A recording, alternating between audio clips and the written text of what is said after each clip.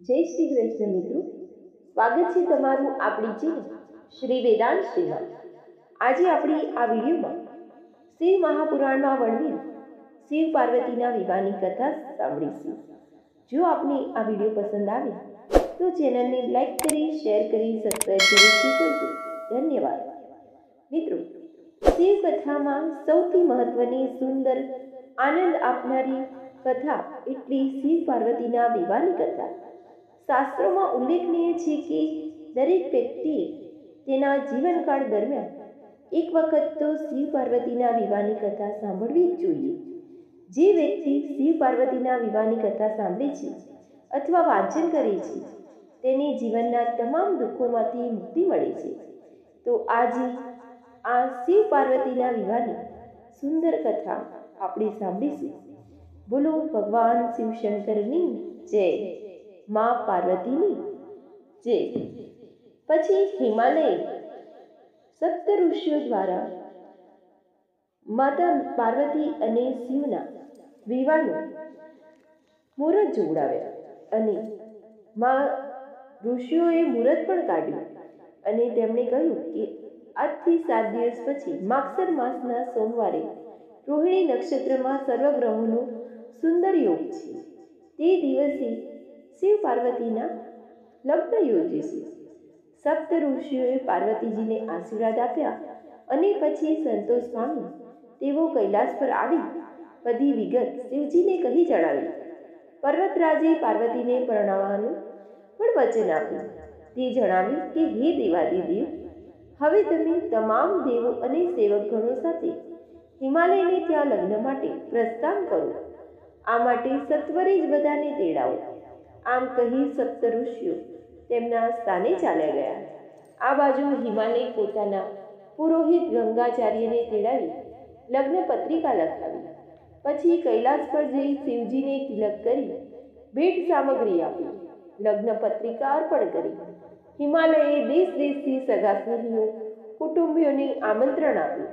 તેમણે અનાજ, કઠોળ, મીઠાઈઓના ઢગલા ખડક્યા. ઘી, દૂધ, દહીં તેમજ માખણના સરોવર છલકાવી દીધા. કિંમતી વસ્ત્રો, અલંકારો, મણિમુક્તા, રત્નો, હીરા, નીલમ, પરવાળા, સોના રૂપાના દાગીના તેમજ અનેક પ્રકારના નાના મોટા પદાર્થો તૈયાર કરાવ્યા. ભૂદેવોની શ્રેષ્ઠ કન્યાઓ તેમજ સ્ત્રીઓને આગળ કરી પાર્વતીજીના મંગલ સંસ્કાર કર્યા. તે સમયે વાતાવરણ ખૂબ જ મંગલમય બની ગયું. ધીરે ધીરે સગા સ્ત્રીઓ પણ આ શોભામાં અભિવૃદ્ધિ કરવા આવવા લાગ્યા. દરેક પર્વતરાજ પોતાના કુટુંબ સાથે અનેક ભેટ સોગાદો લઈને આવ્યા હતા. આ ઉપરાંત અનેક પર્વત કન્યાઓ તેમજ ગંગા, યમુના જેવી નદીઓ પણ લગ્નમાં ભાગ લેવા આવી. હિમાલયે સૌનું સ્વાગત કર્યું અને સૌને યોગ્ય ઉતારા પણ આપ્યા. પછી હિમાલયે વિશ્વકર્માને તેડાવી મનોહર મંડપ તથા વિશાળ વેદિકા તૈયાર કરવાની આજ્ઞા આપી. વિશ્વકર્માએ આશ્ચર્યકારક મંડપ તથા વેદિકાની રચના કરી વળી દેવોના ઉતારા માટે તેમના લોકોના જેવા જ આવાસો ઊભા કરી આપ્યા. વળી બ્રહ્મલોક, વૈકુંઠલોક તેમજ ઇન્દ્રલોકના સ્વર્ગને પણ આબેહૂબ ઊભું કર્યું. શિવલોક જેવા શિવ મંદિરો પણ ઊભા કર્યા. આમ તમામ પ્રકારની તૈયારી સાથે હિમાલયે શિવજીના આગમનની પ્રતીક્ષા કરવા લાગ્યા. શિવજીએ લગ્ન પત્રિકા સ્વીકારી ખૂબ પ્રસન્ન થયા. તેમણે નારદજીને યાદ કરી પોતાના વતી વિષ્ણુ સહિત સર્વદેવો, સર્વમુનિઓ, સિદ્ધો, મહારથીઓ, સજ્જનો, સદગ્રહસ્થો, ત્યાગીઓ, દિવ્યાત્માઓ વગેરેને આમંત્રણ આપવાનું કહ્યું. નારદજી સર્વને આમંત્રણ આપી પાછા કૈલાસમાં આવ્યા.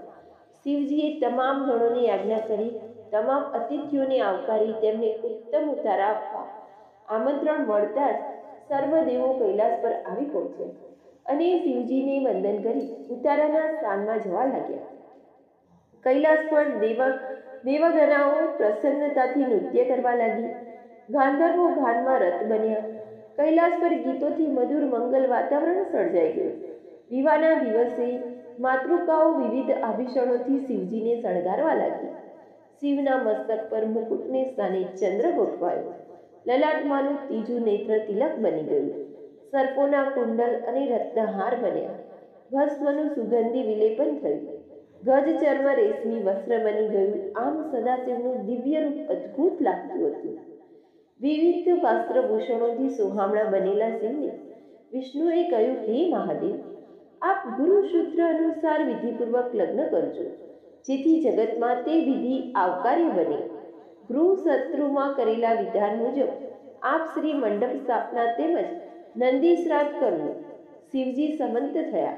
બ્રહ્મદેવે સઘળી વિધિ કરાવી. બધા ઋષિ મુનિઓએ વેદ વેદાંત મુજબ મંગલ કાર્યો કરવા માંડ્યા. વિઘ્નોની શાંતિ માટે ગ્રહોનું અને દેવોનું પૂજન કર્યું. શિવજી સર્વ દેવો તથા ઋષિઓને વંદન કરી ઉત્તમ મુહૂર્તમાં સર્વને આગળ કરી ધામધૂમથી પરણવા નીકળ્યા. શિવજીએ વર યાત્રામાં પોતાના મહત્વના ગણોને પણ સાથે લીધા હતા. તે બધા હાજર હાથ ધરાવતા જટા મુકુટવાળા, શક્તિશાળી 3 નેત્રોવાળા, રુદ્રાક્ષના આભૂષણો ધરાવતા, કુંડળો, બાજુબંધ અને હાર ધરાવતા હતા. તે વખતે ચંડી દેવી રુદ્રની બહેન બની મસ્તકે સોનાનો કળશ ધારણ કરી આવી. તેનું ભૂત સૈન્ય આશ્ચર્ય જન્માવતું હતું. વરયાત્રામાં ડમરૂનો નાદ, ભેરીનો ગડગડાટ અને શંખોની ગર્જના આ મંગલ અવસરને વધુ મંગલમય બનાવતો હતો. તે વેળા વિષ્ણુદેવ ગરુડની સવારીએ, બ્રહ્માજી હંસ ઉપર અને ઇન્દ્ર એરાવત હાથી ઉપર શોભતા હતા.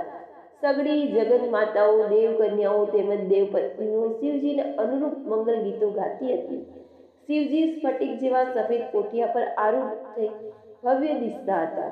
ભગવાન વિષ્ણુએ જાન આગમનના સમાચાર નારદજી સાથે અગાઉથી જ મોકલતા નારદ મંડપની નીચે આવ્યા. તેઓ આવો અદ્વિતીય મંડપ જોઈ આભાજ બની ગયા. હિમાલયે જાનના સ્વાગત માટે નારદજી સાથે મેનક તેમજ અન્ય પર્વતોને મોકલ્યા. દેવ સમૂહ સાથે શિવજીએ નગરના દ્વારમાં પ્રવેશ કરતા ચોમેર આનંદ પથરાઈ ગયો. હિમાલયે પર્વતો તથા ભૂદેવોનું સામયું કરવા માટે મોકલ્યા અને પોતે પણ શિવજીના દર્શનાર્થે આવ્યા. શિવજીની વિશાળ જાન જોઈને ખૂબ જ હર્ષ પામ્યા. તેણે શિવજીને પ્રણામ કર્યા. નંદી પર આરૂઢ થયેલા શિવજીની સેવામાં સુરેશ્વરો ગણો ચામર સાથે ઉપસ્થિત હતા.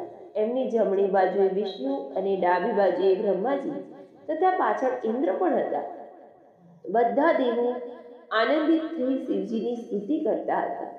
શિવજી પોતે બ્રહ્મ સ્વરૂપ નિરાકાર હોવા છતાં લોક કલ્યાણ હેતુ શરીર ધારણ કર્યું હતું.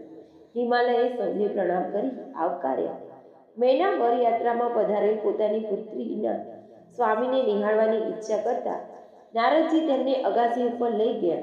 તે વખતે સદાશિવને થયું કે મેનાને અહંકાર થયો છે, તેથી તેમણે અદ્ભુત લીલા કરવાનો વિચાર કર્યો. તેમણે સર્વ દેવોને આગળ મોકલી પોતે પાછળ રહ્યા. વિવિધ વાહનો પર સવાર થયેલ વસુ વગેરે ગંધર્વો, મણિગ્રીવાદી યજ્ઞ, અગ્નિદેવ, યમદેવ, વરુણદેવ, કુબેર, ચંદ્ર, ભૃગુ વગેરે મુનિઓ સૂર્ય અને બ્રહ્માના દર્શન મેનાને થયા. એમના સોહામણા રૂપ જોઈ તે વિચારવા લાગ્યા કે જેમના ગણો આટલા સુંદર છે, તે સ્વયં શિવ કેટલા સુંદરયુક્ત હશે. પછી મેનાની નજરે વિષ્ણુદેવ ચડ્યા. તેમનું રૂપ લાવણ્ય જોઈ મેનાની આંખો અંજાઈ ગઈ. તેનાથી બોલાઈ ગયું કે નક્કી આ જ પાર્વતીના પતિ શંકર. નારદજીએ તેમનો ભ્રમ દૂર કરી કહ્યું, આ તો વિષ્ણુ ભગવાન છે. ભગવાન શિવ તો તેમનાથી પણ અધિક સુંદર છે. હવે મેનાની શિવજીને જોવાની તત્પરતા વધી ગઈ. નારદજીએ કહ્યું, હવે શિવજીની સવારી આવી રહી છે. રુદ્ર સેનામાં અવનવા ભૂતો, પ્રેતો તેમજ અનેક વાનરમુખા ગણો હતા. જેઓમાં કોઈ બેડોળ કદરૂપા, ચિત્ર વિચિત્ર, કોઈ આંધળા, કોઈ અપંગ તો કોઈ અનેક હાથવાળા, કેટલાક માથા વગરના, કેટલાક હાથ વિના, કેટલાક હોઠ વગરના, કેટલાક કાન વગરના. આ બધા અતિ ભયંકર અને બિહામણા લાગતા હતા. આવા વિચિત્ર ગણોની વચ્ચે કોઠિયા પર આરૂઢ થયેલા પંચમુખી 10 હસ્તધારી ત્રિનેત્ર વાળા ભસ્મથી શોભતા જટાધારી મુકુટ માં ચંદ્ર, વાઘાંબર અને પિનાક તથા ત્રિશૂળ ધારણ કરેલા શિવજીને મેનાએ જોયા.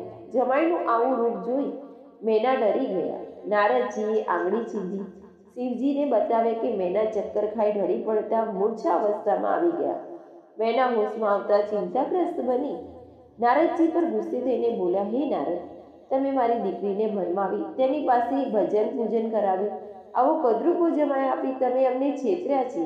પહેલા ઋષિઓ અને અરુંધતીએ પણ અમારી સાથે કપટ કર્યું. તેણે પાસે ઊભેલી પાર્વતીએ કહ્યું, હે દીકરી, તને આવું શું સૂચ્યું? સોનાના બદલે કાચના ટુકડાને કેમ પસંદ કર્યો? તે આવા શ્રેષ્ઠ દેવોને તજી શિવનું તાપ શા માટે કર્યું? ધિક્કાર છે તને અને તારી બુદ્ધિને. તારે લીધે મારું જીવન નષ્ટ થઈ ગયું. નારદજીએ તેમને શાંત પાડવા કોશિશ કરી, પણ ગુસ્સે થયેલી મેનાએ નારદને ત્યાંથી અગડી ચાલ્યા જવા કહ્યું. મેનાએ સમજાવી બ્રહ્માજીએ 7 ઋષિઓને મોકલ્યા, તે પણ નિષ્ફળ ગયા. હિમાલયે પત્ની મેનાને ઘણી સમજાવી, છતાં તે હઠ લઈને બેઠી. આવા વિકરાળ સ્વરૂપવાળા શિવજીને મારી દીકરી આપશો તો હું મારા પ્રાણ કાઢી આપીશ. દીકરી પાર્વતીએ પણ માતાને સમજાવી, છતાં માની નહીં. એટલે પાર્વતીએ પોતાનો અડગ નિર્ણય જણાવ્યો. મન, વચન અને કર્મથી સદાશિવને પતિદેવ તરીકે સ્વીકારી છું. હું બીજા કોઈને વરવાની નથી. માતાએ દાંત કચકચાવી દીકરી પર મુષ્ટિ પ્રહાર કરવા લાગી. પછી ખુદ બ્રહ્માજી મેનાને સમજાવવા આવ્યા. હે મેના, શિવજી તો સમગ્ર જગતના સર્જનહાર, પાલનહાર અને સંહારનાર દેવ છે. તું તેમને સંપૂર્ણપણે જાણતી નથી, તેથી દુઃખી થાય છે.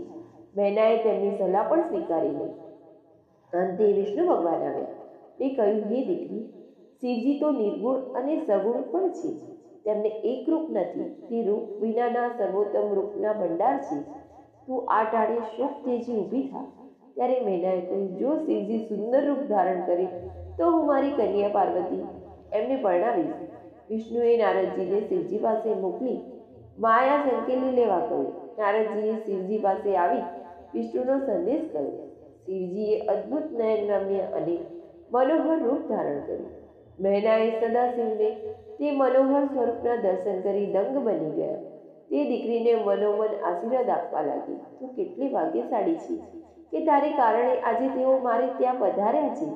તેણે શિવજીની સ્તુતિ કરી, ક્ષમા માગી. નગરની અન્ય સ્ત્રીઓએ પણ શિવના અલૌકિક રૂપના દર્શન કરી પાર્વતીના સૌભાગ્યની પ્રશંસા કરી. એમનું પૂજન કરવા લાગી. ત્યારબાદ મેનાએ અનેક દીવડાઓથી અલૌકિક રૂપ ધારી શિવજીની આરતી ઉતારી. પર્વતરાજના અંતઃપુરની સ્ત્રીઓ પાર્વતી સાથે કુળદેવી અંબિકાના પૂજનાર્થે નીકળી. તમામ દેવો, ઋષિ મુનિઓ, આદ્યશક્તિ, જગતજનની પાર્વતીને નિહાળીને ભક્તિપૂર્વક મસ્તક નમાવી પ્રણામ કર્યા. સદાશિવ પણ પાર્વતીને જોઈ ક્ષણભર માટે બધું ભૂલી ગયા. પછી દેવો પોતપોતાના આવાસોમાં ગયા. ત્યારબાદ વિષ્ણુ વગેરે દેવો શિવાદેવીને માટે ભેટો લઈને આવ્યા. શિવજીએ મોકલાયેલા વસ્ત્રભૂષણોથી અતિ સુંદર મોહક દિવ્ય વસ્ત્રો તેમના સૌંદર્યમાં વધારો કરી રહ્યા હતા. ગંગાચાર્યએ લગ્ન માટે જમાઈને તેડવાની આજ્ઞા આપી. હિમાલયે શિવજીને લગ્ન મંડપમાં પધારવાનું આમંત્રણ આપ્યું. શિવજીએ મંગળ સ્નાન કરી દિવ્યાંબર ધારણ કર્યા. પોઠિયાને શણગારી તેના પર આરૂઢ થઈ શિવજી લગ્ન મંડપમાં આવ્યા. તે વખતે દેવોએ ઉત્સાહથી શિવજી પર પુષ્પવૃષ્ટિ કરી. અનેક સ્તુતિઓ થઈ. હિમાલયે હેતથી સૌનું સ્વાગત કર્યું. શિવજીની આરતી ઉતારી પ્રણામ કર્યા. સર્વ દેવોના રત્નોથી મઢેલા આસનો આપ્યા. ગંગાચાર્યએ મધુપર્ક વિધિ કરાવ્યો.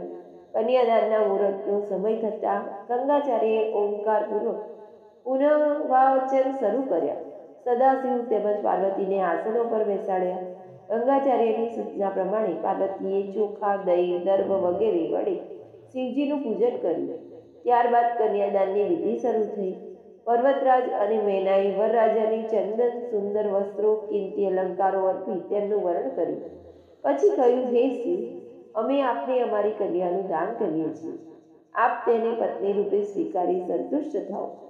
આમ મંત્રોચ્ચાર સાથે હિમાલયે પોતાની કન્યાનો હાથ શિવજીના હાથમાં મૂક્યો. શિવજીએ પાર્વતીનો હાથ પોતાના હાથમાં ગ્રહણ કરી લીધો. તે સમયે ત્રણેય લોકમાં શિવ પાર્વતીના જયઘોષથી ગગન ગુંજી ઉઠ્યું. હિમાલયે ઉત્તમ દ્રવ્યો અને ઉત્તમ રત્નોથી સદાશિવ અને જાનવીઓની પહેરાવણી કરી. સગા સંબંધીઓને પણ અનેક ભેટો પાર્વતીને અર્પણ કરી. ત્યારબાદ બ્રહ્માજીની આજ્ઞાથી વેદીમાં અગ્નિનું સ્થાપન કરી શંકર પાર્વતીને પાસે બેસાડી હોમ કરવાનો આરંભ કર્યો.